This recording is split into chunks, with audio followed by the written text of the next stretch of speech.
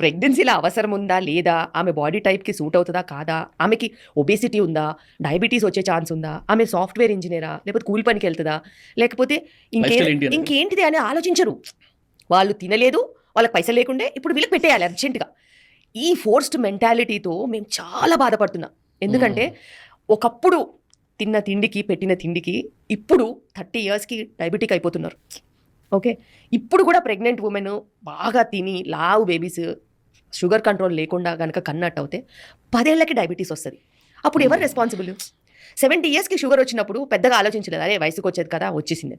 50 ఇయర్స్కి వచ్చినప్పుడు sugar okay middle age crisis అని అనుకున్నారు. ఇప్పుడు 30 ఇయర్స్కి షుగర్ వస్తున్నది అందరికీ. 25, 30, 32 ఇయర్స్కి ఫుల్ బ్లోన్ డయాబెటిక్ అవుతున్నారు. వాళ్ళ పరిస్థితి ఏంటిది? నెక్స్ట్ జనరేషన్కి వీళ్ళు ఇట్లాగే తిని ఇట్లనే చేస్తే, ఇట్లాగే ఒక కంట్రోల్ లేకుండా ఉంటే 10 ఏళ్ల పిల్లలకి టిఫిన్ బాక్స్లలో ఇన్సులిన్ పెట్టి పరిస్థితి వస్తే ఎవరు రెస్పాన్సిబుల్?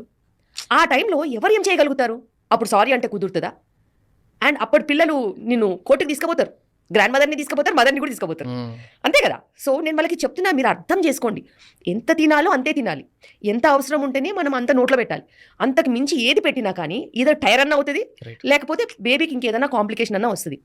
ఈ ఒక్క పాయింట్ అర్థం చేసుకోకుండా పక్కింటోళ్ళు, ఫ్రెండ్స్, కలీగ్స్, సిబ్లింగ్స్, దాని తర్వాత పెద్దోళ్ళు, వర్క్ ప్లేస్లో వర్క్ వాళ్ళు, ఎందుకు పని చేస్తున్నావు, ఇంట్లో పోయి కూర్చో, ఏంటిది అసలు అది మంచే కాదు. వాళ్ళకి పని ఆపేస్తున్నారు, ఫుడ్ బాగా పెడుతున్నారు, ఆలోచించడానికి అన్ని గ్యాడ్జెట్స్ చేతిలో పడేస్తున్నారు. వాళ్ళ ఒక్కటే దగ్గర కౌచ్ పొటాటోస్ లాగా కూర్చుని కూర్చుని కూర్చుని ఏమైపోవాలి సమాజం? ఇప్పుడు మనం already number 1 capital of diabetes మన దేశం. ఇంకా ఎక్కడికి తీసుకుపోతారు? కనీసం ప్రెగ్నెంట్ ఉమెన్ అయినా తిండి కొంచెం కంట్రోల్గా తింటే మంచి.